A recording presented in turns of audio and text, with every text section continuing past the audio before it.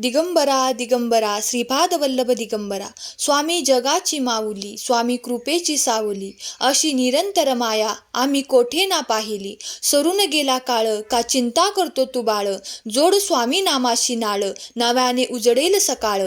स्वामी आज तुम्हाला सांगू इच्छित आहेत. जर तुमचा विश्वास असेल तर हा व्हिडिओ शेवटपर्यंत पहा, कारण यामध्ये तुमचे जीवन बदलण्याची शक्ती आहे. कुणाचे तरी हरवलेले मन पुन्हा जागृत होईल, त्यामुळे चुकूनही हा संदेश वगळू नकोस. स्वामी म्हणतात, मी भिकाऱ्याला महाराज करू शकतो, तसेच महाराजाचे भिकाऱ्यात रूपांतर करू शकतो. माझी भक्ती करणाऱ्याला, सेवेकरी भक्ताला जो इच्छा करेल ते मी देऊ शकतो, परंतु देण्या अगोदर तो सांभाळू शकेल का ते मी पाहतो. त्याच्या शक्ती सामर्थ्याने लोकांच्या उपकारासाठीच तो वापर करेल याबद्दलची मी परीक्षा घेतो. मला गरज भासेल तेव्हा पृथ्वीचे आकाशात आणि आकाशाचे पृथ्वीत रूपांतर करू शकतो. त्यामुळे जर तुमचा माझ्यावर विश्वास असेल, तर माझ्या वचनांवर विश्वास असेल तर आत्ताच व्हिडिओला लाईक करा आणि श्री स्वामी समर्थ टाईप करा. परमात्मा कधीच कुणाचे भाग्य लिहित नाही. आयुष्याच्या प्रत्येक वळणावर आपले विचार आणि आपले व्यवहार आणि आपले कर्तव्य आपले भाग्य लिहित असतात. त्यामुळे कर्म चांगले ठेवा. कपाळावरील रेषांमध्ये भाग्य शोधण्यापेक्षा कपाळांवरील घामातच भविष्य शोधल्यास आयुष्यात कपाळावर हात ठेवण्याची वेळ कधीच येणार नाही. म्हणून नशीबवादी होण्यापेक्षा प्रयत्नवादी व्हा. यश तुमचेच वाट पाहत आहे. तुम्ही बांधत असणारे अंदाज आणि तुम्हाला दिसत असणाऱ्या तुमच्या आयुष्यातलं वास्तव्य यात खूप फरक आहे. म्हणून तुमच्यासाठी जे योग्य आहे तेच मी तुम्हाला देणार आहे. माझ्या बाळा, तुझी स्वप्ने पूर्ण होत नाहीत म्हणून तू रडत बसू नकोस, कारण मी तुला तेच देणार आहे जे तुझ्यासाठी योग्य आहे.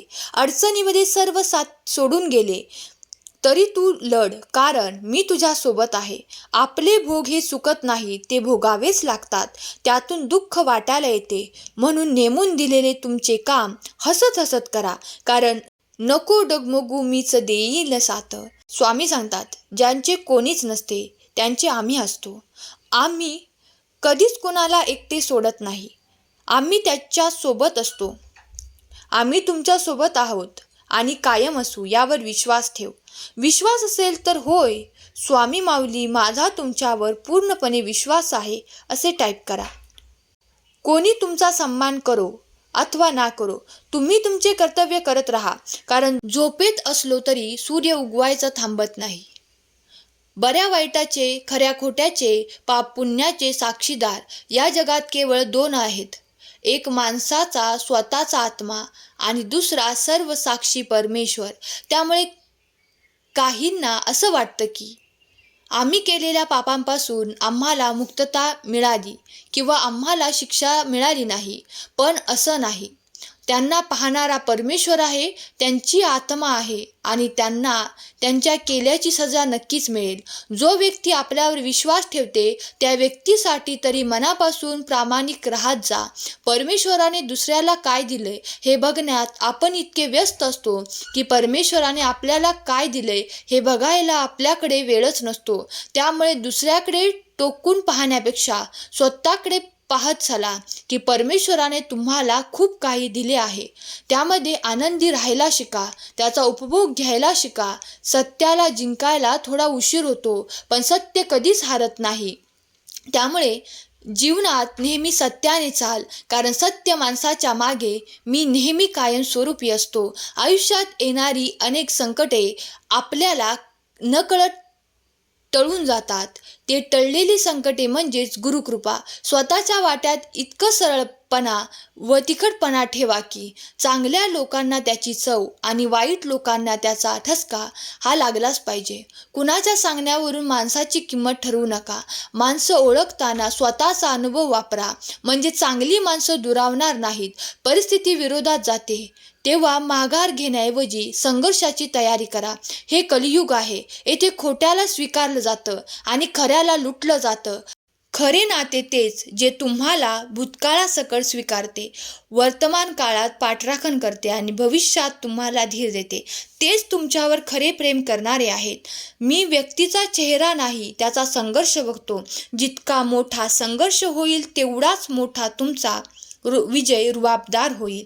त्यामुळे संघर्ष करताना रडू नकोस, कारण त्यानंतर तू विजयी असशील आणि खूप मोठा विजय तुझ्या समोर असेल. मनुष्य फक्त भ्रमात जीवन जगतो, हा माझा तो माझा, माझ्या जवळचे माझे. खरं तर फक्त वेळच तुझी आहे.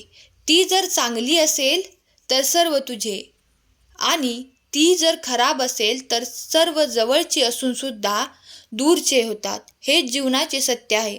शोधणार असशील तर काळजी करणारा शोध, कारण तुझा वापर करणारे तुला शोधत तुझ्याजवळ येतील. आयुष्यात खूप सारे जण येतात जातात, प्रत्येकालाच लक्षात ठेवायचं नसतं, पण जे आपल्या सुखदुःखात सामील होतात त्यांना मात्र शेवटच्या श्वासापर्यंत विसरायचं नसतं. प्रत्येक माणसात देव असतो, मग तुम्ही मंदिरात का जाता? खूप सुंदर उत्तर आहे. वारा तर उन्हातही वाहतो, पण त्याचा आनंद सावलीत बसल्यावर मिळतो. तसेच देव सगळीकडे असतो, परंतु त्याचा आनंद मंदिरात जास्त मिळतो. आज मी तुझ्याकडे आलो आहे, जेणेकरून तू ज्या संकटात अडकला आहेस त्या सर्व संकटातून तुला बाहेर काढावे. तुम्हाला तुमचे स्वतःचे जीवन आता इतके कठीण वाटत आहे की तुम्ही तुमचे जीवन जगण्याची आशा जवळजवळ सोडली आहे. परंतु आज मला तुम्हाला काही प्रश्न विचारायचे आहेत, ज्याचे उत्तर दिल्यावर तू सध्या ज्या दुःखात अडकला आहेस त्या सर्व दुःखातून मी तुला मुक्त करीन.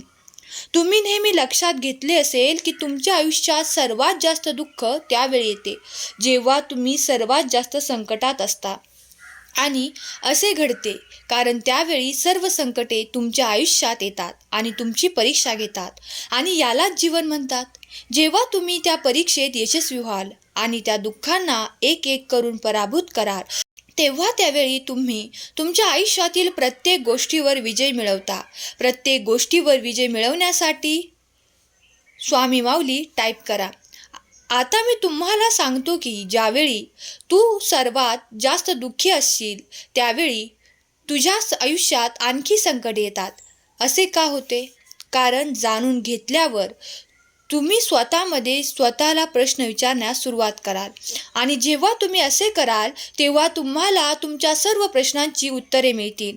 माझ्या मुला, तुम्ही नेहमी लक्षात घेतले असेल की जेव्हा तुम्ही तुमच्या आयुष्यातील कोणत्याही ध्येयाकडे वाटचाल करता तेव्हा तुमची पावले तुम्हाला अनेक ठिकाणी घेऊन जातात, जी तुम्ही तुमच्या आयुष्यात पहिल्यांदाच पाहिलेली असेल, आणि ते तुमच्या समोर येतात.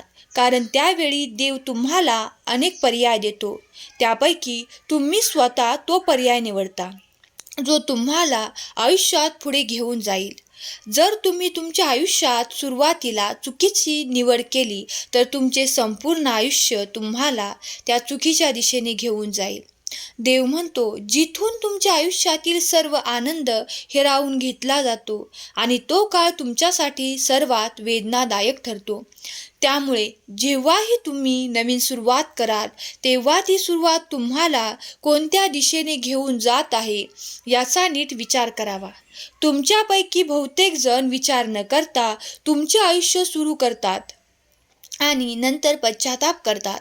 देह नसलेले जीवन हे चाक नसलेल्या गाडीसारखे आहे. माझ्या मुलांनो, जशी गाडी चाकाशिवाय पुढे जाऊ शकत नाही, त्याचप्रमाणे तुम्हीही तुमच्या आयुष्यात ध्येयाशिवाय पुढे जाऊ शकत नाही. तुमच्या आयुष्यात तुम्हाला वारंवार त्रास देणारे दुःखही तुम्ही केलेल्या चुकीच्या कृतींमुळेच उद्भवतात. माझ्या मुला, तुला तुझ्या आयुष्यात सर्व काही मिळवायचे आहे, पण तू असे कोणते काम करतोस की ज्यामुळे तू आयुष्यात सर्व काही मिळवू शकशील? हा सर्वात मोठा प्रश्न आहे.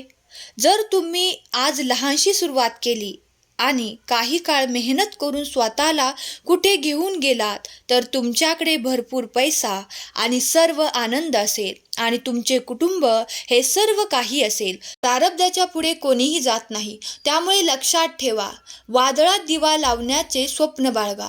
नियती मदत केल्याशिवाय राहणार नाही.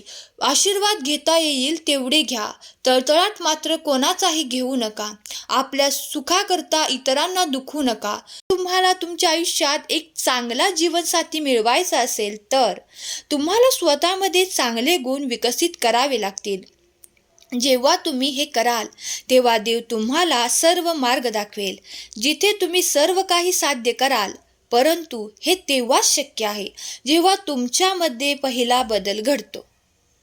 तुम्हाला तुमच्या मुलांची नेहमीच काळजी असते. त्यांचे भविष्य काय असेल, ते आयुष्यात कसे पुढे जातील, तुम्हाला त्यांना द्यायचे असलेले सर्व आनंद त्यांना कसे मिळतील. पण तुम्ही कधी असा विचार केला आहे का, जशी तुम्हाला तुमच्या मुलांची काळजी असते तशीच मला या संपूर्ण जगाची काळजी वाटते, कारण तुम्ही सर्व माझी मुले आहात आणि तुमच्या आयुष्यात ही भावना निर्माण व्हावी अशी माझी इच्छा आहे. आता माझी निघायची वेळ आली आहे. मी लवकरच परत येईन तुम्हाला माझा नवा संदेश द्यायला. तुम्ही आता फक्त स्वतःचा विचार करा, चांगले कर्म करा आणि माझे नामस्मरण करा.